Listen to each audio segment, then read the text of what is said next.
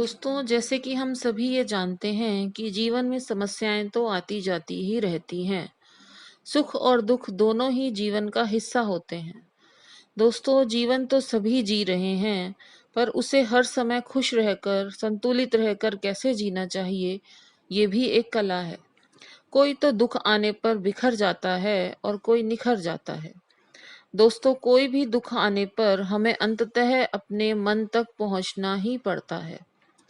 दोस्तों, शांत मन से ही किसी भी स्थिति को अच्छे से समझा जा सकता है और उससे कैसे बाहर निकलना है, कैसे उस स्थिति का सामना करना है, ये भी जाना जा सकता है।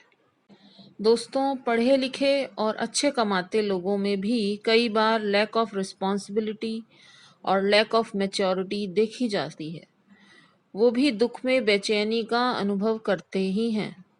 दोस्तों, दुनिया को जीतने के लिए सबसे पहले हमें अपने मन को ही जीतना होगा। अगर आप अपनी समस्या का समाधान जानते हैं और दुख का सामना साहस से करते हैं, तो ही आप परफेक्ट हैं। दोस्तों, इस दुनिया में जो भी हम प्रॉब्लम्स को फेस करते हैं, उनका सॉल्यूशन पहले से ही इस दुनिया में मौजूद है। लेकिन क्योंकि हम अपने रूटीन में, अपनी लाइफ में इतने उलझे रहते हैं कि हम उसे इजीली ढूंढ नहीं पाते। चीज़ों को समझना और उन्हें मैनेज करना, उन्हें निभाना पूर्णतः आपके मन और बुद्धि पर ही डिपेंड करता है। कई बार हम कोई डिसीजन लेते हैं और उस पर टिक ही नहीं पाते, क्योंकि हम अपने मन की बात सुनकर या मेहनत करने से घबराकर उस डिसीजन को आधा अधूरा ही छोड़ देते हैं। उससे तो परेशानी और भी बढ़ जाती है।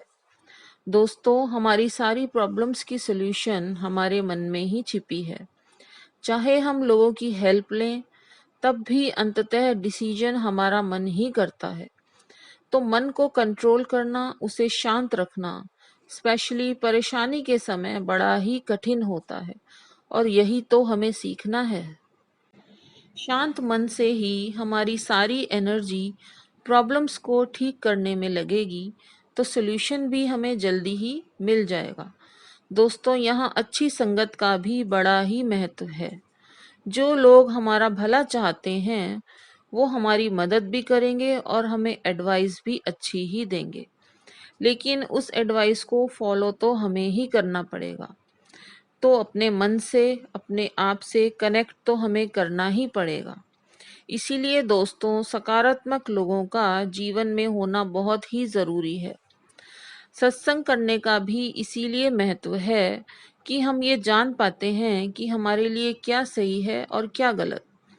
दोस्तों, हमें कुछ समय निकाल कर अपने साथ अकेले भी बिताना ज़रूरी है, क्योंकि जीवन की आपाधापी में, रिश्तेदारियां, दोस्तियां निभाने में हम भूल ही जाते हैं कि हमारी अपने आप के साथ भी कुछ कमिटमेंट है। हमें अपने जीवन में खुद भी एज अ पर्सन ग्रो करना है। आखिर हम ये जीवन ऐसे ही गवा तो नहीं सकते। दोस्तों, आप मुझे ये बताएं कि आप जैसा जीवन अपने लिए चाहते थे, क्या वैसा ही जी रहे हैं?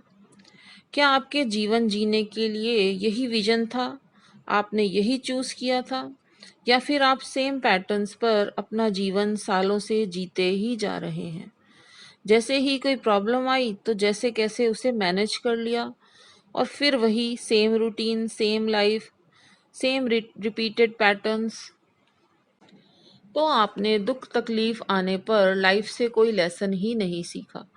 दोस्तों, ये दुख तकलीफ हमें ग्रो करने के लिए ही आते हैं। तो क्यों ना इनसे लेसन सीख कर हम अपने आप को बदलें, वरना हमारी क्वालिटी ऑफ लाइफ कभी भी इम्प्रूव नहीं हो पाएगी। दोस्तों, हम अपनी लॉन्गेस्ट कमिटमेंट हैं, तो क्या रिश्ता है हमारा अपने ही साथ, ये हमें जानना बहुत ही ज़रूरी है। अपने आप को नर्चर करें, feel good about your self.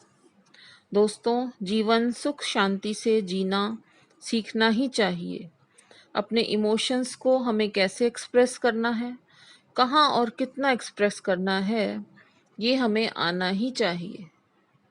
इन सब छोटी छोटी बातों से ही हमारा मन शांत रहेगा और जीवन सुखी रहेगा।